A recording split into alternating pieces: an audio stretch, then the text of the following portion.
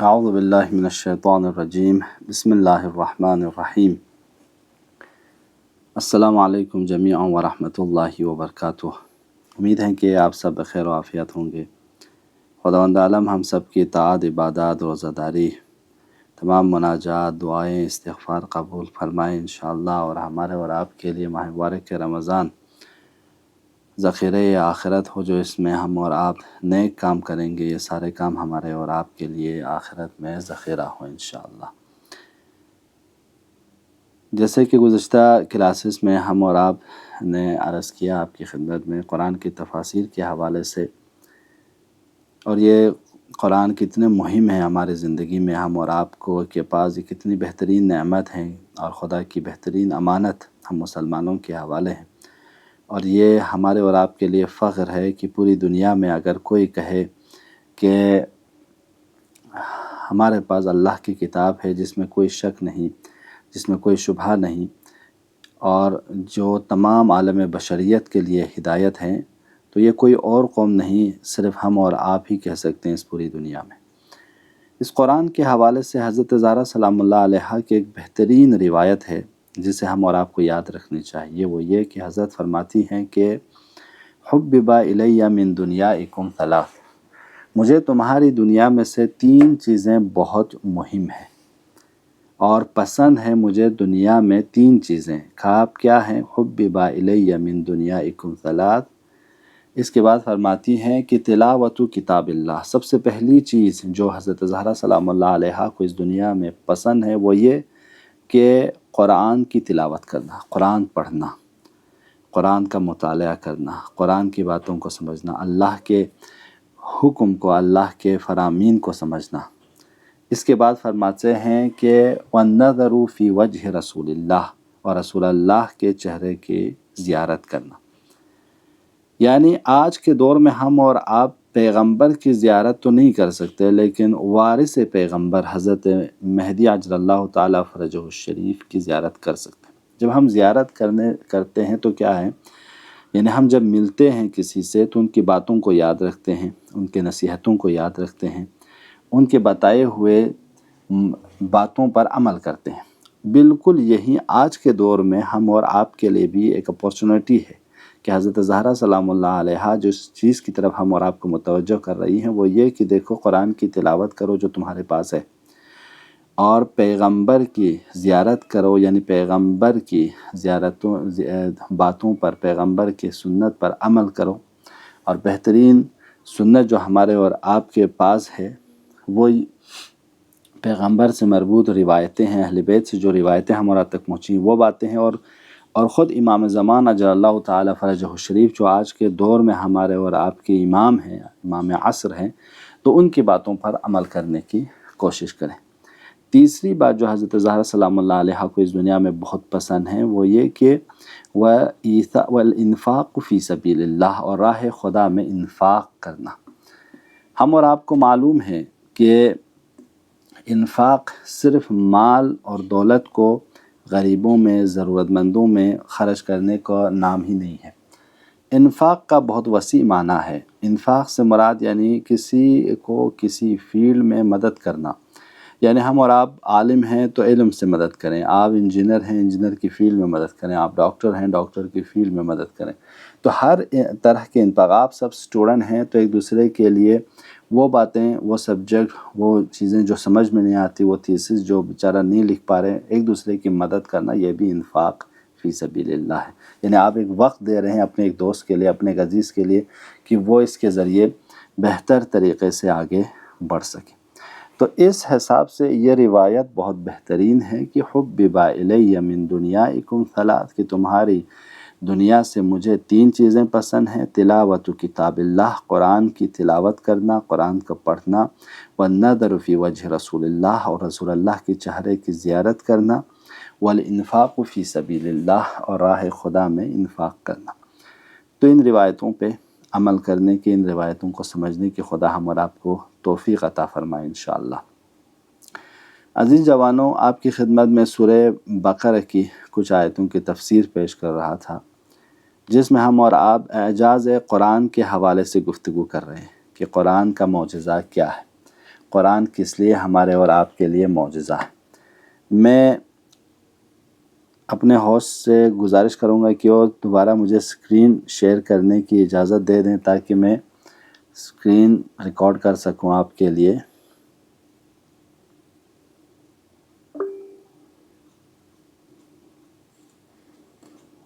جی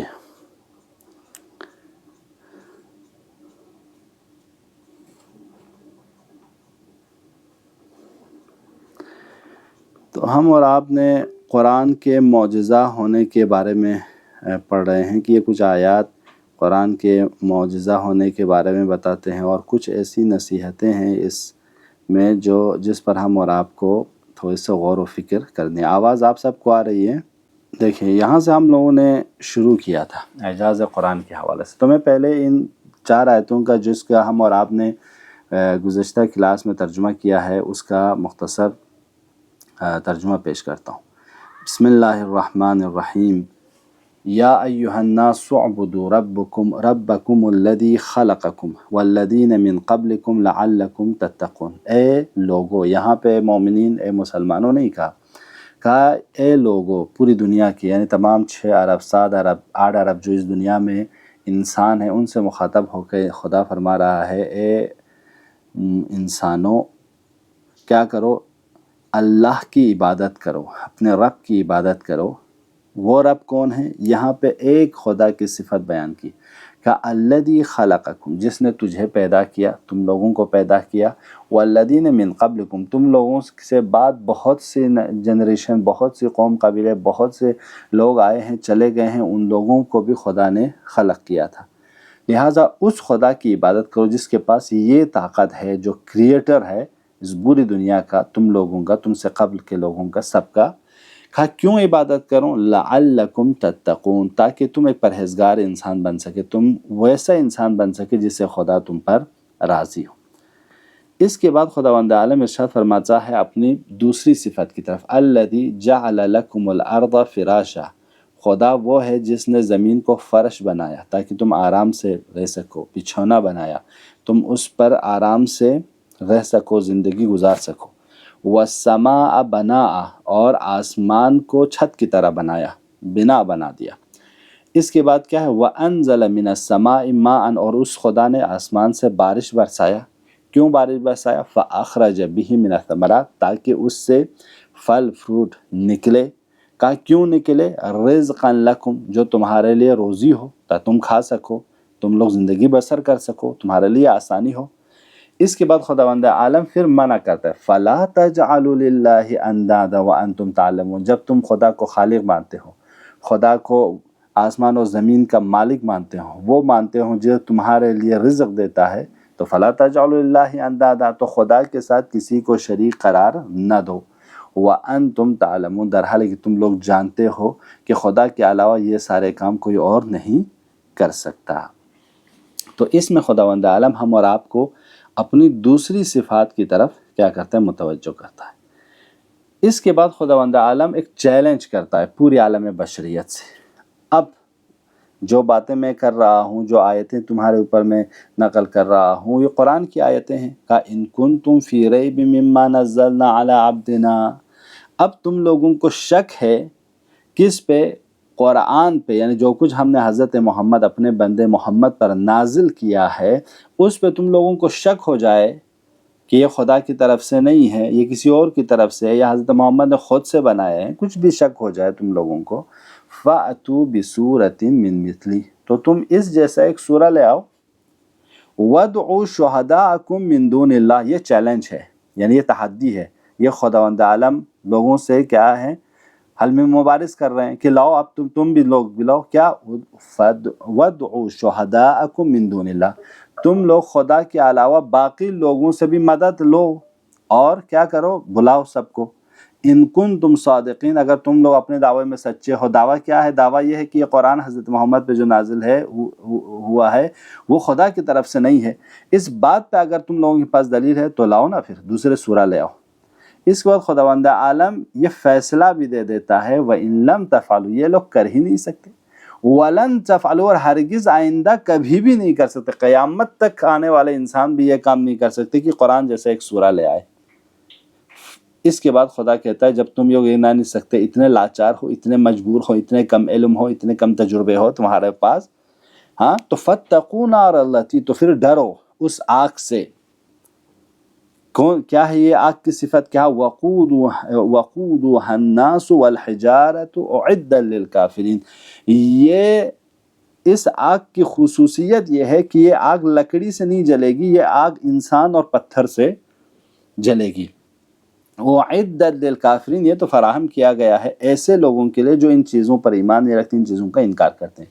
کن چیزوں کا؟ خدا کا انکار، خدا کی کتاب کا انکار، خدا کی نبیوں کی رسالت کا انکار کرتے ہیں اور آخرت پر ایمان نہیں رکھتے، اور یہ ساری صفات جو خدا کی گنے ان پر ایمان نہیں رکھتے، یہ ان لوگوں کے لیے فراہم ہے۔ ایسے انسانوں کو جلایا جائے گا پتھروں کے ساتھ، اور یہی ان کا حشر ہوگا۔ یہاں تک ہم اور آپ نے گزشتہ کلاس میں پڑھا ہے۔ آج کی یہاں خداوند عالم کفار کو سزا کی خبر سننے کے والے کفار، وہ لوگ جو خدا کی باتوں پر، اہل بیت کی باتوں پر، رسول کی باتوں پر، قرآن پر ایمان نہیں رکھتے، ان کا حشر یہ کہ عدت للکافرین، یعنی خداوند عالم ان کو جہنم کے آگ کا ایندھن بنائے گا۔ اس کے بعد کہتے ہیں جو لوگ ایمان لے آئے تو کیا کریں؟ کہ وَبَشِّرِ الَّذِينَ آمَنُوا، اے رسول اللہ آپ خوشخبری دو الذین، ان لوگوں کو جو ایمان لے آئے۔ پہلے ٹائٹل کیا ہے؟ کہ ان لوگوں ایمان لے آئے۔ وَعَمِلُوا الصَّالِحَاتِ، اور دوسری چیز کے نیک کام کرتے ہیں، اچھے کام کرتے ہیں۔ کہ ایسے لوگوں کو جن کے پاس یہ دو کوالٹی ہیں کہ ایمان لائے ہیں اور عمل صالح انجام دیتے ہیں، تو ان کو خوشخبری دو۔ کس چیز کی خوشخبری؟ کہ اس چیز کی خوشخبری کہ اَنَّ لَهُمْ جَنَّاتٌ تَجْرِي مِن تَحْتِهَا الْأَنْهَارُ، کہ ان کے لیے جنت ہیں جن کے نیچے سے، یعنی انت لہم جنات تجری من تحتها الانہار، کہ ان کے پاس جنت ہے، یعنی باغات ہیں، ان باغات کی، جنت کی باغات کی خوشخبری دو جہاں سے نہریں جاری ہیں۔ کلما رزقوا منها من ثمرة رزقا قالوا هذا الذي رزقنا من قبل، کہ جب بھی اس باغ سے ان لوگوں کو پھل فروٹ دیا جاتا ہے رزق کے طور پر کھانے کے لیے، تو ان میں سے ہر کوئی کہتے ہیں کہ یہ تو وہ چیزیں ہیں جس کو ہم نے پہلے ہی کھائے ہیں، یعنی یہ شبیہ ہیں۔ وَأَتُوا بِهِ مُتَشَابِهًا، یہ لوگ کہتے ہیں یہ کس کے شبیہ، تو ہم پہلے بھی دیکھ چکے ہیں ان نعمتوں کے۔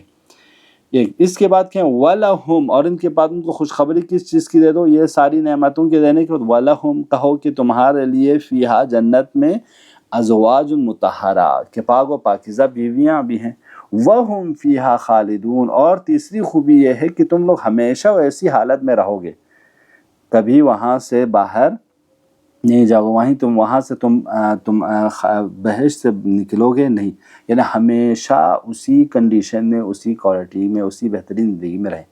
اگر آج ہم اور آپ کو کہے کہ ہم آپ کو ایسے جاب دے رہے ہیں جس میں سروس آپ کو بالکل VIP ہے، اور آپ کو مرتے دم تک ایسی حالت میں رکھیں گے، اور لیکن آپ کو یہاں پہ آ کے یہ جاب کرنا ہے، یہ کام کرنا ہے، تو کیا آج کا کوئی انسان اس جاب کو رد کرے گا؟ اس نوکری کو رد کرے گا؟ اس نوکری کو وہ کہے گا کہ مجھے نہیں چاہیے؟ نہیں، ہر انسان کہے گا اگر جس میں یہ کوالٹی ہے، VIP مجھے سروس دی جائے گی اور مجھے یہ 4-5 کام کرنا ہے، تو میں کیوں نہ کروں۔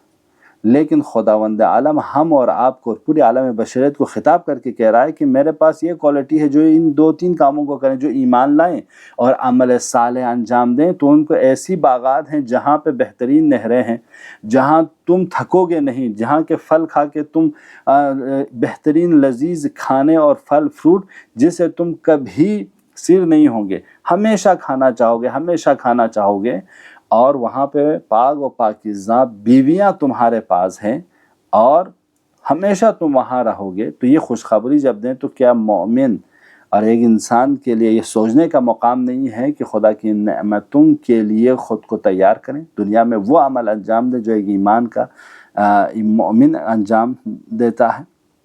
تو لہٰذا یہ نعمتیں جو خدا نے ہم اور آپ کو دی ہیں، اس پہ کیا کریں؟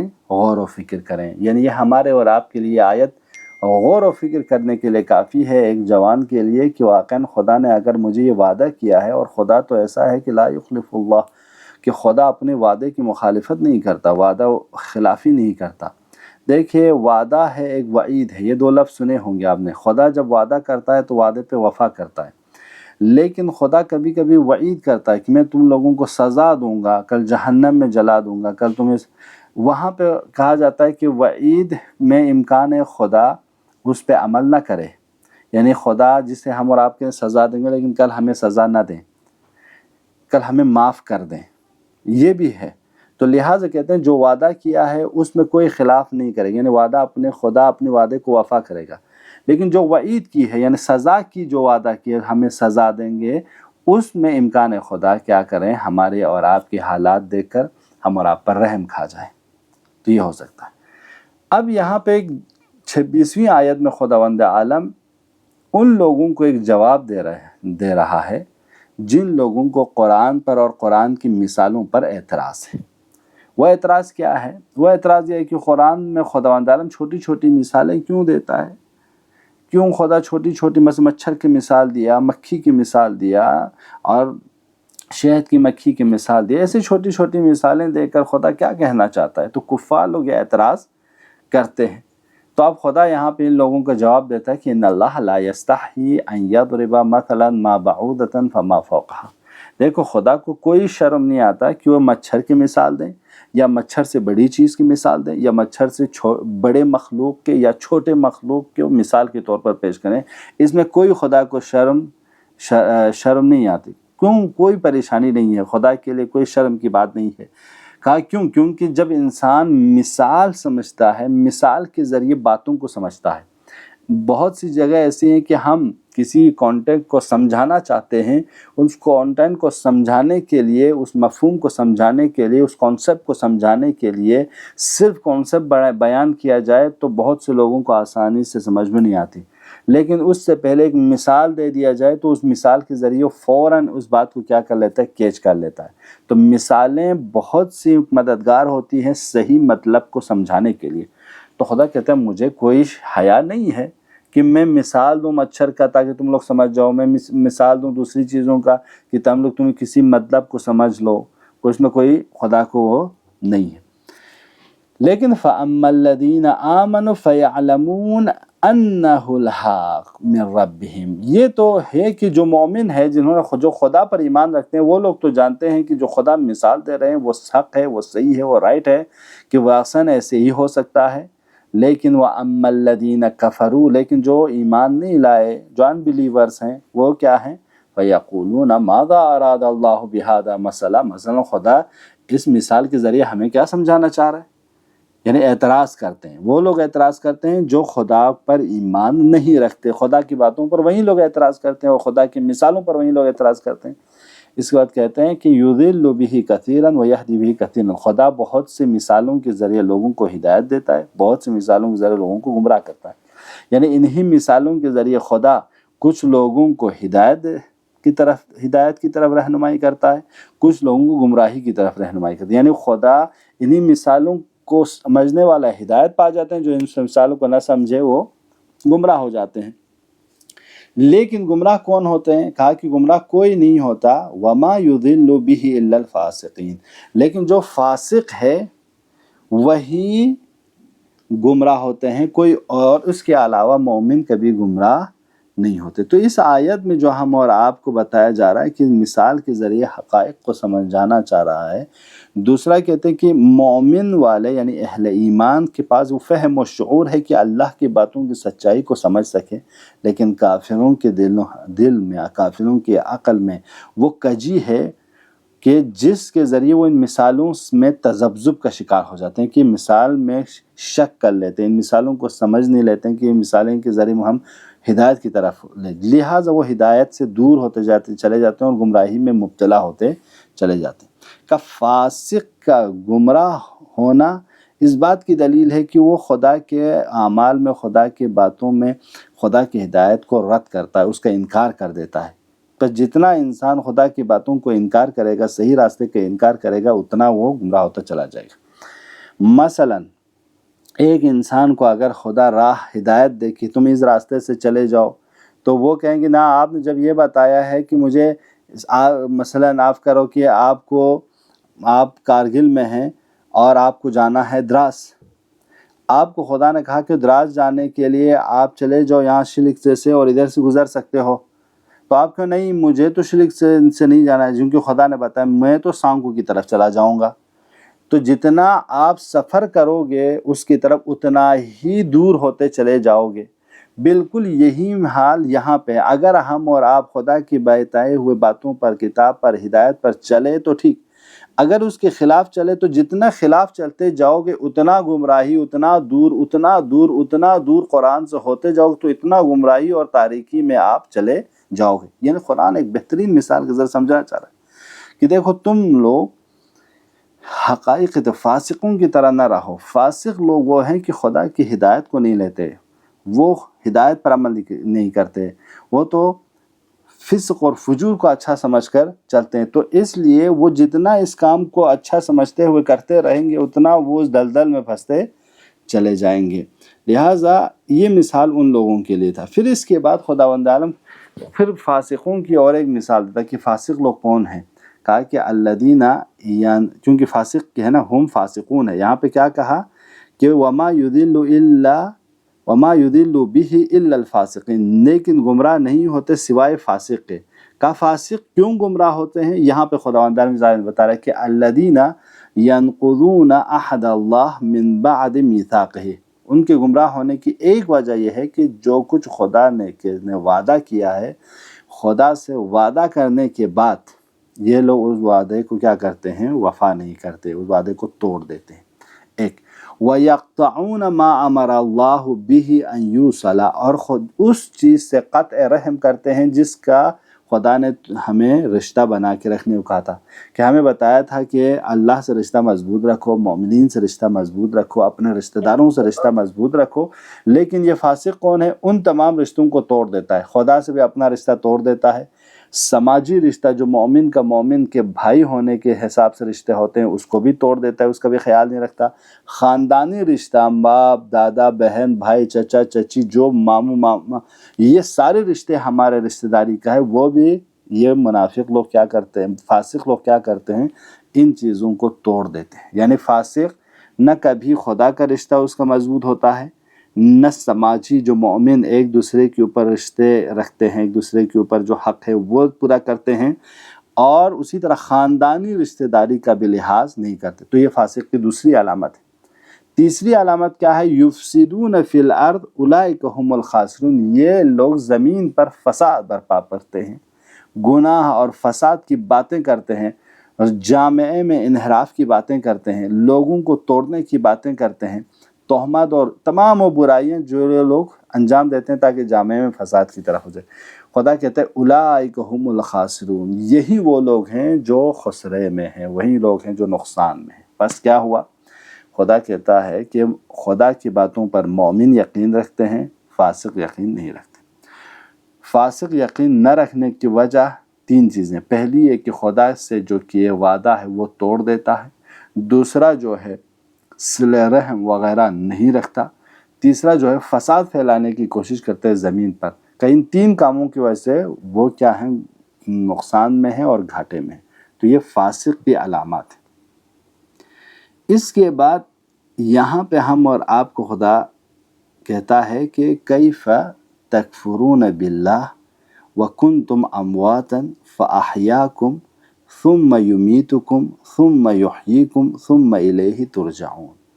خداوند عالم یہاں پہ انتہا کر لیتا، پہلے کیا کہا؟ میری عبادت کرو، میرے ساتھ کسی کو شریک نہ دو، اور اس کے بعد کہا اس باتوں پر جو میں نے حضرت محمد ماضر کی یقین نہیں رکھتے تو اس جیسا لے آؤ، اور اس پہ آسمان و زمین کی قدرتوں اور نعمتوں کا ذکر کیا۔ پھر فاسق کا تذکرہ کیا، کافر کا تذکرہ کیا کہ یہ لوگ کیسے ہوتے ہیں، خدا کی ان باتوں پر یقین نہیں کرتے تو ان کا سزا کیا ہے وہ بیان کیا، جو ایمان لائے ہیں ان کو ہم جزا کے طور پر، انعام کے طور پر کیا دیا جائے گا وہ سب بیان کیا۔ اس کے بعد خداوند عالم ایک کامن سوال کرتا ہے، پوچھتا ہے، کس سے؟ ہر اس ذی شعور انسان سے پوچھتا ہے کیف تکفرون باللہ، ان سارے حقائق کو بیان کرنے کے بعد تجھے خدا کا انکار کرنے کو کیسے آتا ہے؟ تو کیسے خدا کا انکار کر رہا ہے کہ ان سارے حقائق کو سمجھنے کے لیے وَكُنْتُمْ أَمْوَاتًا فَأَحْيَاكُمْ، تم لوگ تو مردے تھے، خدا نے تمہیں زندہ کیا، ثُمَّ يُمِيتُكُمْ، پھر تمہیں مار مر جاؤ گے تم لوگ، ثم یحییکم، پھر اس کے بعد تمہیں خدا زندہ کرے گا، ثم الیہ ترجعون، پھر خدا کی طرف تمہیں پلٹ کے ہی آنا ہے، انا للہ و انا الیہ راجعون، تم خدا کی طرف سے آئے ہو، خدا کی طرف واپس جاؤ گے۔ دیکھیں یہ اس سوال کا جواب بھی ہے جو مثلا آج کا ایتھیس بھی کر سکتا ہے، بے دین لوگ بھی کر سکتے ہیں، اور اس دور کے کافر اور مشرک بھی کرتے تھے۔ کہا کیا کہ یار خدا ہمیں مرنے کے بعد کیسے زندہ کرے گا؟ ہم تو مر جائیں گے، مرنے کے بعد خدا ہم کو دوبارہ زندہ کیسے کرے گا؟ یہ وہ سوال ہے جو ان لوگوں کے ذہنوں میں اس دوران آتی تھی۔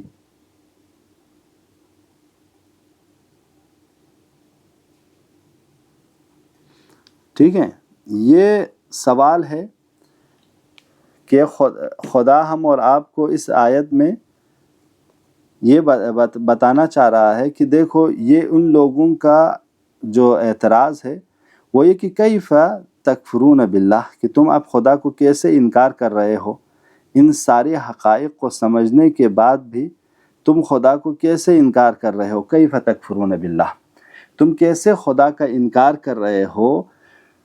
کس طرح؟ جب میں نے حقائق بیان کر دی، میں نے آسمان کے حقائق کو بیان کیا، میں نے زمین کے حقائق کو بیان کیا، میں نے تمام نعمتوں کو، میں نے بارش کیوں برسائی اس کے ہدف کو بیان کیا، میں نے تمہیں بتایا کہ مومن کی صفات کیا ہے، مومن کے لیے کیا اجر ہے، مومن کے لیے میں کیا انعام دوں گا، مومن کی زندگی کیسے ہوگی، اور اسی طرح میں نے کافر، فاسق اور منافق ان تمام کریکٹرز کو بیان کر دیا تمہارے سامنے ایک بہترین طریقے سے، ہمارے اور آپ کے سامنے انہی آیتوں میں ساری چیزیں بیان کر دی، اور میں نے یہ بھی بتایا کہ خدا کا انکار کرنے والا کون ہوتا ہے۔ یہ سب بیان کرنے کے بعد خداوند عالم ایک کامن سوال ہم اور آپ سے کر رہا ہے، وہ یہ کہ کیف تکفرون باللہ، ان حقائق کو سمجھنے کے بعد کیسے تم خدا کا انکار کرو گے؟ کیسے کر سکتے ہو؟ کیسے خدا کا انکار کر سکتے ہو جبکہ تمہیں پتہ ہے کہ موت و حیات دینے والا خدا، جبکہ تمہیں روزی دینے والا خدا، آسمان سے بارش برسانے والا خدا، زمین سے پھل فروٹ نکالنے والا خدا، اور وہ تمام آسمان اور زمین میں موجودات کو خالق، ہم اور آپ کو اور ہم سے پہلے لوگوں کا خالق خدا، ان سب کو بیان کرنے کے بعد کیف تکفرون باللہ، کیسے خدا کا انکار کر رہے ہو؟ سمجھ رہے ہیں جوانوں؟ یعنی ایک لاجک ہے اس میں، خداوند عالم ہر انسان سے کامن سوال کر رہا ہے، کیسے ہم اور آپ خدا کا انکار کر سکتے ہیں؟ ان سارے حقائق کو سامنے رکھنے کے بعد ہم تو اتنے لاچار ہیں کہ اپنے پارٹ آف باڈی میں سے کوئی ایک چیز ہمارے کام کرنا بند ہو جائے تو ہمارے جینا محال ہو جائے، لیکن خدا نے ان ساری چیزوں کو ایک بہترین فنکشن کے ساتھ بہترین طریقے سے ہمارے اور آپ کی باڈی میں رکھ دی ہے تاکہ وہ کام کرے تو ہم اور آپ سست رہیں، ہم اور آپ آرام سے رہ سکیں، ہم اور آپ بہترین طریقے سے زندگی کر سکیں۔ لیکن اگر ان میں سے ایک چیز بھی اگر اپنے فنکشن کرنا چھوڑ دے تو ہمارے اور آپ کا جینا محال ہو جاتا ہے۔ خدا کہتے ہیں کیف تکفرون باللہ، جب تم اتنے ضعیف ہو، اتنے کمزور ہو، اتنی نعمتوں سے خدا نے نوازا ہے تو پھر کیسے انکار کر رہے ہو خدا کا؟ سمجھ رہے ہیں جوانوں؟ وَكُنْتُمْ أَمْوَاتًا، اب یہ دوسری طرف ہے۔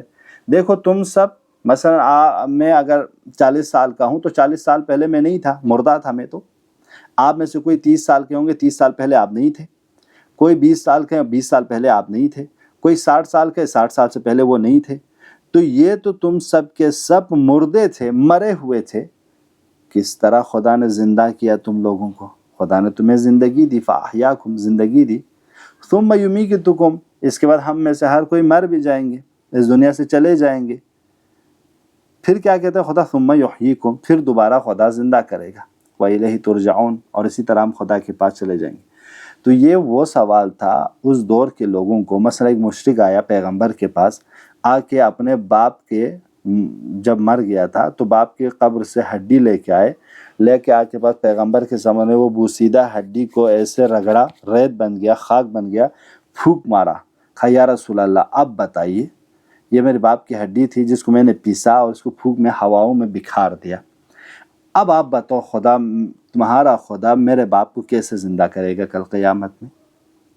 تو پیغمبر فرماتے ہیں دیکھو اس خدا کے لیے ابھی تو آسان ہے کہ ابھی تمہارے باپ کی یہ ہڈی جو خاک بن گئی، ہوا میں بکھر گئی، لیکن اس کے ذرات تو ابھی موجود ہے، خدا اس کو جمع تو کر سکتے ہیں۔ لیکن خدا نے تو تمہارے بابا کو، جب تمہارے باپ کی ہڈی بھی نہیں تھی، گوشت بھی نہیں تھی، کچھ بھی نہیں تھا، اس دوران خدا نے جب موجود ہی نہیں تھی وجود میں لایا۔ ابھی تو کم سے کم تیرا باپ مرا ہے، وہ کہیں کسی مٹی بن گئی ہوگی، لیکن وہ تو ہے، اس کا کوئی باڈی تو ہے، اس کا کوئی حصہ تو ہے، لیکن کسی اور شکل میں ہی صحیح، اس کو پلٹانا خدا کے لیے آسان ہے۔ تو اس طرح کے اعتراضات تھے لوگوں کے ذہن میں کہ خدا کیسے زندہ کرے گا۔ اور آج کے ایتھیسٹ کو، آج کے میٹرس ورلڈ کو بھی، آج کے ہر اس انسان کے ذہن میں یہی سوال آتا ہے جو خدا کو، جو دین کو، جو کسی بھی دینی بلیف پر ایمان نہیں رکھتے، ان لوگوں کے لیے یہی سوال تو ہے، آج بھی یہی سوال ہے، وہ یہ کہ اگر ہم مر جائیں گے خدا کیسے زندہ کرے گا۔ آج اس بارے میں آپ جب سائنس پڑھتے ہیں، آپ لوگ پڑھیے سیلز کتنے حد تک زندہ رہتا ہے، اور ہمارے باڈی کے تمام اعضاء و جوارح سب ختم ہو جاتے ہیں یا کچھ بچ جاتے ہیں، ہماری میموریز رہتی ہے یا نہیں رہتی، ہم اور آپ کیسے پتہ کرتے ہیں، ڈی این اے وغیرہ کیا ہوتا ہے، یہ سب تو آپ بہتر جانتے ہیں۔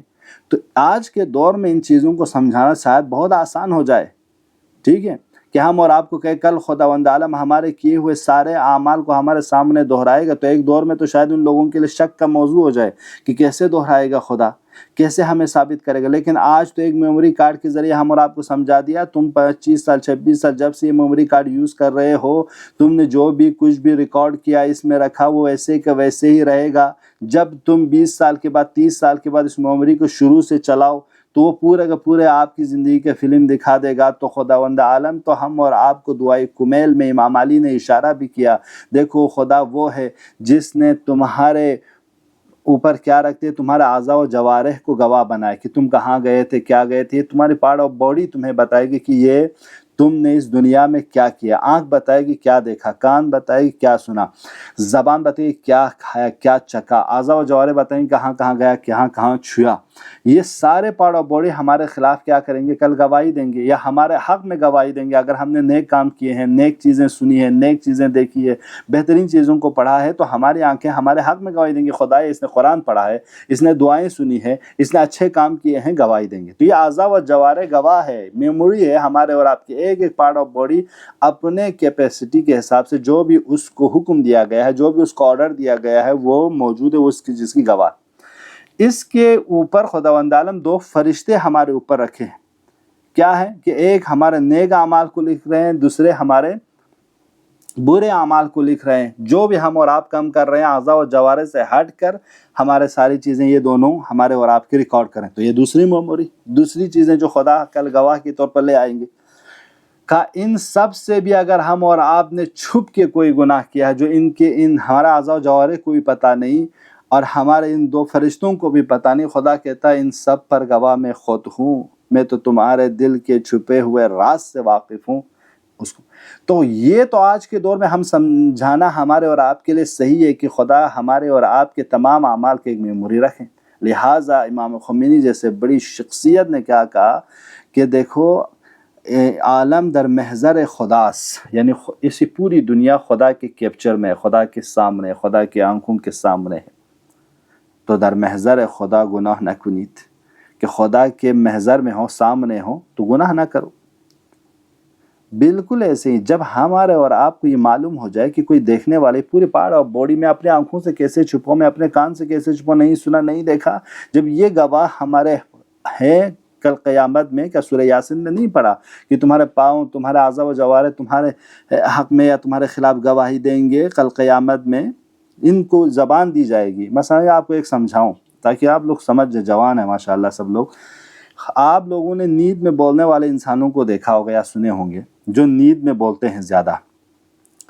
تو نیند میں بولنے والا انسان اگر نیک ہو نا، دن بھر وہ اگر اچھے کام کرتے ہوں، اچھی باتیں کرتے ہوں، اچھے لوگوں کے ساتھ رہتے ہوں، تو وہ جو بھی بولے گا، ٹھیک ہے، دن بھر میں جو بھی وہ نیند میں جو بھی بولے گا اس کی باتیں اچھی ہوں گی، اچھی باتیں کر رہے ہوں گے، نیند کے عالم میں بھی اچھی باتیں کر رہے ہوں گے ہیں، تو وہ نیند کے عالم میں وہ اپنے کنٹرول میں نہیں ہے، اب اس کی زبان کسی اور کے کنٹرول میں، لیکن وہ اچھی باتیں کر رہا ہوں چونکہ اس نے عادت کی ہے اپنی زندگی میں جب وہ ہوش کے عالم میں تھے تو اس نے اچھی چیزوں کو دیکھا ہے، اچھی چیزوں کو سنا ہے، اچھی باتیں کی ہیں، تو وہ اچھی باتیں کرے گا، اچھی چیزوں کی طرف لوگوں کو اشارہ دے گا، تو اس کے سامنے بیٹھنا آسان ہو جائے گا۔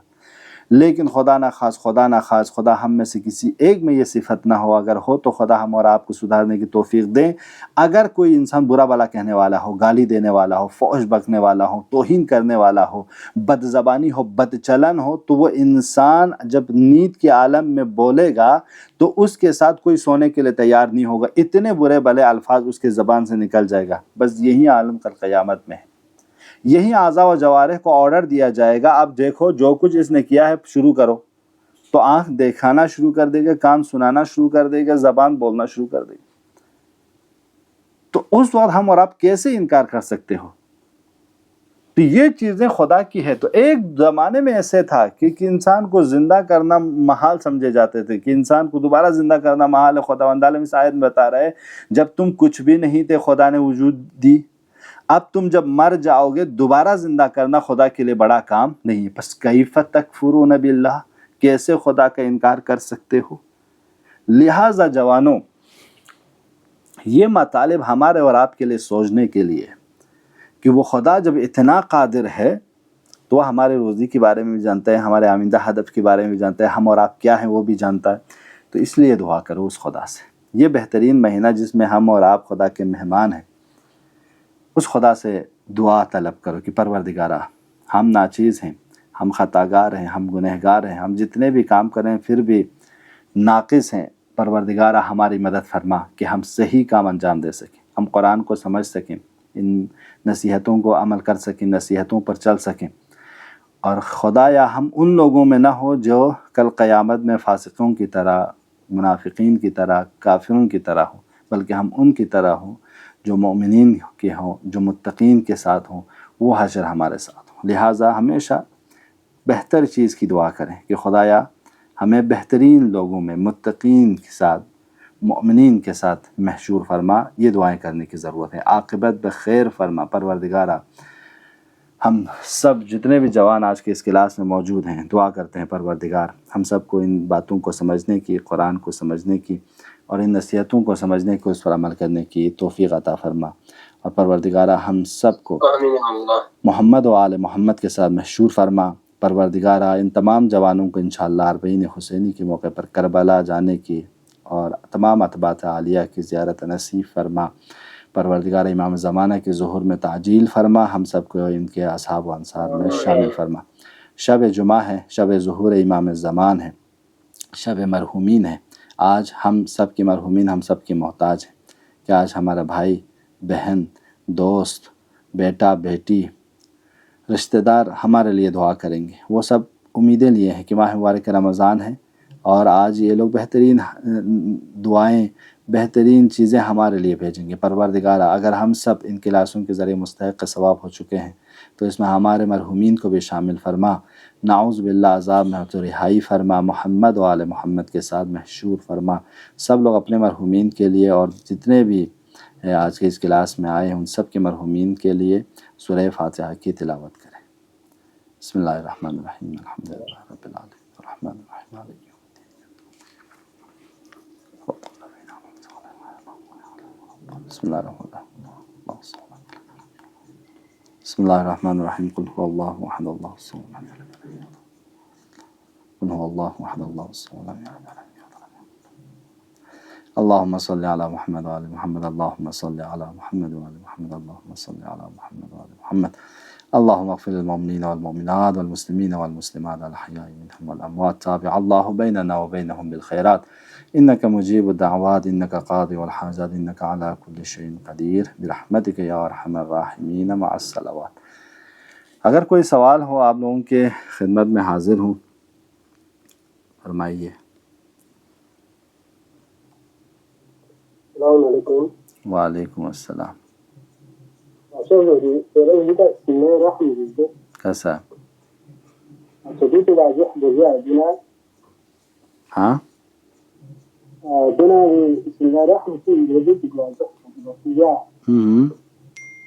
مرحومين فما بهترين أعمال في الخواص كلها بهترين ذکر کیا کیوں رحم اللہ. صحیح صحیح.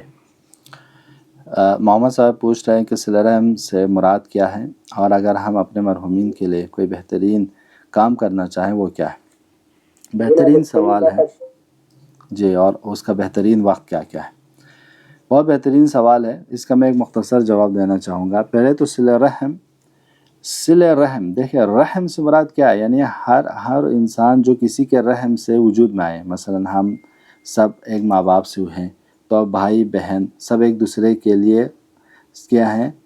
صلہ رحم. یعنی جو چیز ہمارے رشتہ داری ہے، ہمارے باپ، دادا، دادی، دادا، ماموں، جتنے ماں کی رشتے ہیں، جتنے بھی باپ کی طرف سے رشتے ہیں، ان سارے رشتہ داروں کے ساتھ رابطہ برقرار رکھنے کو کہتے ہیں صلہ رحم. ان سارے، چاہے والد کی جانب سے چاہے والدہ کی جانب سے، سارے رشتہ داروں کے ساتھ رابطہ کٹ کر کے رکھنے کو کہتے ہیں قطع رابطہ. خداوند عالم ہم اور آپ کو اس آیت میں بتا رہا تھا کہ دیکھو اپنے رشتہ داروں کے ساتھ صلہ رحم کرو. یہ ایک. دوسرا، ہم اور آپ المؤمن اخو المؤمن، مومن ایک دوسرے کے لیے بھائی ہے. تو ایک رشتہ ہے، ایک رابطہ ہے، ایک ایمانی رشتہ ہے. کا ایمانی اور دینی رشتے کو بھی برقرار رکھو. یہ ایک جامعہ میں ایک دوسرے کے اوپر جو حق ہے، ایک مسلمان کو مسلمان کے حق میں بولنا ہے، ایک مسلمان کو مسلمان کے تشییع جنازے میں جانا ہے، ایک مسلمان کو مسلمان کی خوشی میں شامل ہونا ہے، ایک مسلمان کو مسلمان کے غم میں شریک ہونا ہے. تو یہ ایک ہمارے آپ کے لیے ایک رشتہ ہے کا اس کے بھی برقرار رکھو. کا ایک رشتہ ہمارے اور آپ کے خدا کے درمیان ہے، جسے دعاؤں کے ذریعے، مناجات کے ذریعے ہم اپنے کا رشتہ خدا سے مضبوط رکھیں. ہمیشہ ہم اور آپ کو تو معصومین نے فرمایا اپنے وقت کو 4 حصوں میں تقسیم کرو. ایک وقت خدا کے لیے مخصوص کرو، ایک وقت اپنے رشتہ داروں کے لیے، فیملی والوں کے لیے، بیٹوں بیٹیاں یا رشتہ داروں کے لیے وقف کرو، ایک وقت کسب معاش کے لیے کہ حلال کمائی کے لیے وقف کرو. ٹھیک ہے. اور اسی طرح ایک وقت اپنی ترقی کے لیے، کہ پڑھائی کے لیے، آپ کی ذہنی طور پر آپ معنوی طور پر آپ ترقی کریں، اس کے لیے بھی وقف کرو. تو یہ ساری چیزیں ہم کو معصومین نے بتائی. تو کہ ان تینوں کا، ہم خدا سے رشتہ مضبوط رکھو، ہم دینی بھائی سے رشتہ مضبوط رکھو، اور ہم رشتہ داروں سے رشتہ. یہ تو صلہ رحم کا ہو گیا. اب ایک چیز ہمارے مرحومین، دیکھیں ہمارے مرحومین، ہمارے والدین، ہمارے رشتہ دار یا ہمارے دوست احباب جس دنیا سے چلے گئے ہیں، ان کا حق ہمارے پاس ہے. کیونکہ کما تو دین تو دان ہے. جب آج ہم اپنے مرحومین کی یاد میں رہیں گے، کل کچھ دنوں کے بعد ہم اور آپ بھی نہیں ہوں گے، ہمارے جگہ کوئی اور ہوں گے، وہ ہمارے یاد میں رہیں گے. خدا کہتا ہے جو کچھ تم کرو گے وہی تمہارے حق میں ہوگا. کما تو دین تو دان، جو کرو گے وہیں بو گے، جو بو گے وہیں پاؤ گے. تو جب ہم اور آپ اپنے مرحومین کے لیے نیک کام کریں گے، مثلا ان کے حق میں دعائیں کریں گے، قرآن پڑھیں گے، صدقات دیں گے، ان کے ثواب پہنچنے کے لیے کسی غریب کے یا کسی کے لیے راستہ بنا دیں گے، کہیں مسجد بنا دیں گے، کہیں پہ مکتب بنا دیں گے، یا کہیں پہ دارالقرآن بنا دیں گے، کہیں پہ اسکول بنا دیں گے، کسی قسم کی وہ ثواب جاریہ کیا ہے ان کے مرحومین کو پہنچتا رہے. تو یہ بھی ہم اور آپ کر سکتے ہیں، صدقہ نکال سکتے ہیں. اور بہترین وقت کیا ہے؟ ہم اور آپ کو کہا ہے کہ ویسے تو کسی بھی موقع پہ ہم اور آپ نیک کاموں کو کر سکتے ہیں، لیکن بہترین وقت شبائے جمعہ ہے. ہم اور آپ دعائیں کریں، شبائے جمعہ میں دعائیں کریں، صدقہ دیں، شبائے جمعہ میں دعائیں کریں، شبائے قدر میں دیں. ٹھیک ہے. کیونکہ ان شبوں میں ہمارے اور آپ کو ڈبل ثواب ملنا ہے. مثلا شب قدر میں ایک نماز کا ہمیں 1000 راتوں کی دعا نماز کے بعد ثواب، ایک صدقہ 1000 صدقہ کے برابر ہونے والا ہے. تو ہم ان سے کیوں فائدہ نہ اٹھائیں؟ اپنے مرحومین کے نام پہ ان راتوں میں الحمدللہ ابھی ہمارے پاس یہ اپرچونٹی موجود ہے. شب قدر آج کے اس دور میں ہم اور آپ تمام اپنے مرحومین کے نام پہ ایک بار صدقہ نکالیے، ایک بار سورہ فاتحہ پڑھ لیجئے، ایک بار سورہ یاسین پڑھ لیجئے. اسی طرح جتنے بھی اگر نئے کام کرنا چاہیں، کسی غریب کو کچھ مدد کرنا چاہیں، تو اس رات میں اس رقم کو یا اس چیز کو الگ کر لیجئے، تاکہ وہ آپ کے لیے 1000 برابر اس کا ثواب ملے. تو یہ کام ہم اور آپ کر سکتے ہیں انہی راتوں میں، شبائے جمعہ میں، شبائے قدر میں. اور جہاں اماموں کی ولادت کے وقت ہوتے ہیں، اماموں کے شہادت کے ایام ہیں، ان ایام میں ہم اور آپ ان کاموں کو بہتر طریقے سے انجام دے سکتے ہیں. بہت بہت شکریہ محمد صاحب، بہترین سوال. جی. اور کوئی دوست احباب ہیں سوال کسی کے پاس؟ ہمارے خیال میں نہیں، اور مجھے بھی شاید دوسری کلاس میں بھی شامل ہونا ہے۔ میں نہایت ہی آپ سب کا شکریہ ادا کرتا ہوں، آپ تمام دوستوں کا۔ انشاءاللہ کوئی بھی سوال ہو تو گروپ میں بھی آپ لوگ مجھے دے دیجیے گا، میں بھول جاتا ہوں، مجھے یاد دلا دیجیے گا گروپ میں یہ سارے PDF آپ لوگوں کو شیئر کر سکوں، تاکہ آپ لوگوں کے پاس بھی یہ رہے کہ یادگار ہے ہم لوگوں کی آن لائن کلاسز کا، تاکہ ان سے آپ لوگ فائدہ اٹھا سکیں، اپنی فیملی ممبرس کے ساتھ، دوست احباب کے ساتھ ڈسکس کر سکیں جب موقع ملے۔ بہت بہت شکریہ، آپ لوگ اپنے دعاؤں میں ہمیں بھی یاد رکھیے، ہم بھی آپ لوگوں کو دعاؤں میں یاد رکھیں گے انشاءاللہ۔ خیال رکھیے، کہیں بھی ہوں آباد رہیے، والسلام علیکم ورحمۃ اللہ وبرکاتہ۔ التماس سے دعا، التماس سے دعا، التماس سے دعا بھائی جان، التماس سے دعا۔